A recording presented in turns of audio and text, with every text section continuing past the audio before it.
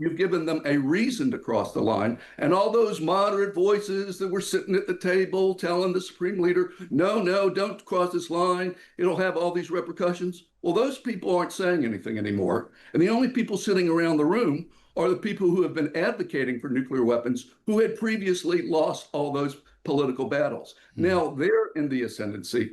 Iran is under threat. It has few options for retaliation, which is pushing them towards the bomb. The International Atomic Energy Agency's Board of Governors had an emergency meeting this morning after the American strikes at the weekend. The Director General of the agency, Rafael Grossi, called for a de-escalation. There is still a path for diplomacy. We must take it. Otherwise, violence and destruction could reach unimaginable levels, and the global non-proliferation regime that has underpinned international security for more than half a century could crumble and fall. Now, James Walsh has some expertise in Iran. He's a senior research associate at MIT's Security Studies Programme. James, welcome to the show. Good to be with you, John. Oh, good to have you here. Thank you for coming. Now, James, you have seen Iran's nuclear program up close, haven't you? Can you just tell us about why that happened, and then your thoughts on Iran's capabilities, nuclear capabilities, before the bombs fell?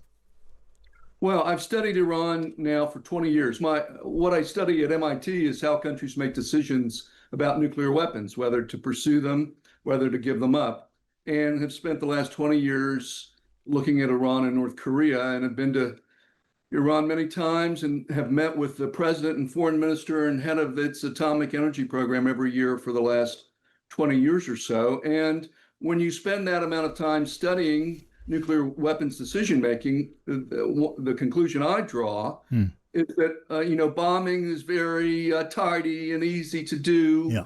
It's easy to blow up equipment. But it's not very easy to remove capability. At the end of the day, this is not a new program that's just starting up and vulnerable, the civilian program of Iran's. They've been at it for more than 20 years. They've built tens of thousands of centrifuges, have thousands of kilograms of enriched material to varying degrees of enrichment, massive undertaking. And I have real doubts about whether, let's say Fordo was successful, 100% successful, which doesn't actually happen very often in real life, that something is 100% successful. But let's assume that.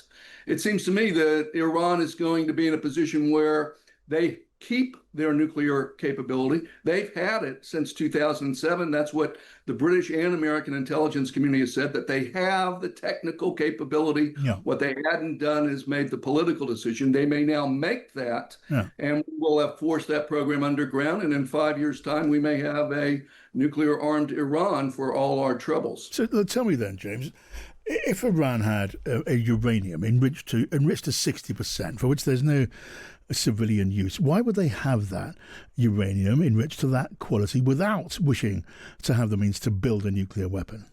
Yeah, well, let's be clear, and this is sort of contradictory to what your last guest said.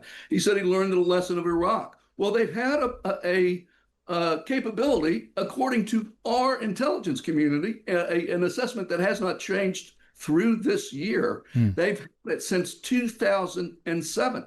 So they haven't built the bomb in the intervening years, nearly 20 years. What they had made instead was what in the trade is called a latency decision or a capability decision, to develop a capability, to have it on the shelf in case they needed it, but not to cross the line. They have not crossed the line. That's what I think they may do now that will be different from what was in the past. And that would be deeply worrying. But if it was then possible for Iran to use the enriched uranium that it has to cross the line, as you say, and build a weapon, maybe in the space of, well, you tell me, a space of maybe weeks, that does present a clear danger, doesn't it? Surely it's not a danger that could be ignored. Well, I mean, is that the new policy? We're going to bomb every country that has a nuclear weapons, has some potential to make nuclear weapons in 5 years? So should South Korea bomb Japan, which is sitting on metric tons of weapons usable material? But of course you know, James. James, Japan is not a present threat, not an immediate threat. Well, Iran is a theocratic regime, which is a known and established danger to the region and to the world. Well, that's just a lot of rhetoric. I mean, there's an established pattern of how countries are supposed to deal with threats.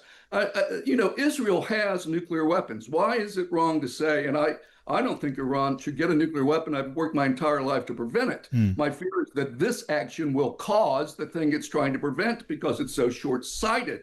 The point here is that Iran. What is to prevent Iran or Saudi Arabia or now Lebanon, any of the countries in the region from saying Israel has nuclear weapons?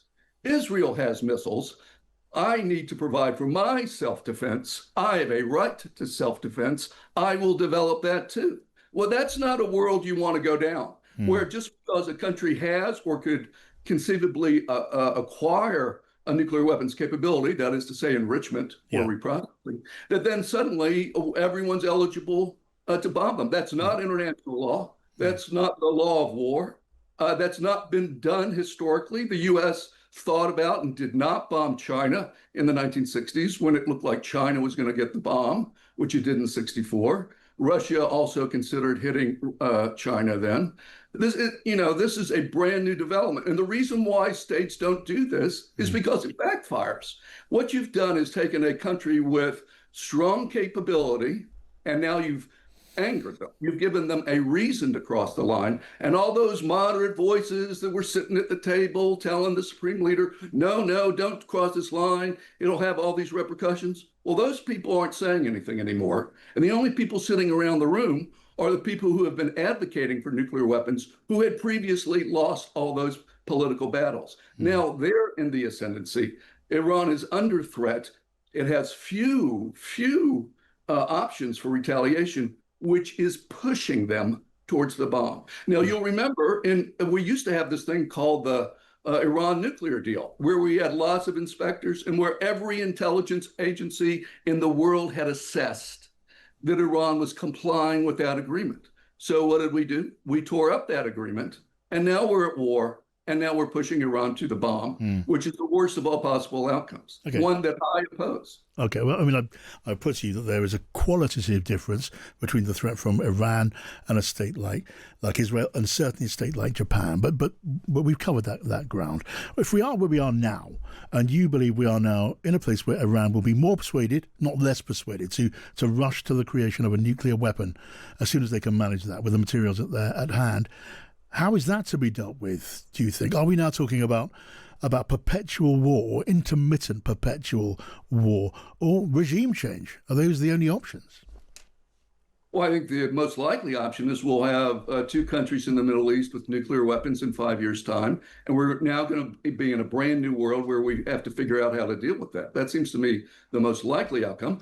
But, nothing's ever sure in international politics. Lots of different things could happen. So there might be, maybe this finds its way back to negotiation. Regime change, I think we've had some experience with that in Iraq, Afghanistan, and elsewhere, poses real problems. This is a country of 90 million people, centuries old civilization. This is not Iraq. So, if you want to put boots on the ground and set up a surveillance state in Iran to watch everything that happens, that's quite an undertaking. But obviously diplomacy is the best outcome. The best of all possible outcomes would have been to kept the previously successful diplomacy rather than tearing it up and going into war. So now we face a more challenging set of circumstances. And while I'm not without hope, you'd have to say, if you were a betting person, that things don't look so good. Yeah, things do not look so good. That's certainly consensus on that. James Walsh, thank you so much for sharing your views. James there from MIT Security Studies Programme.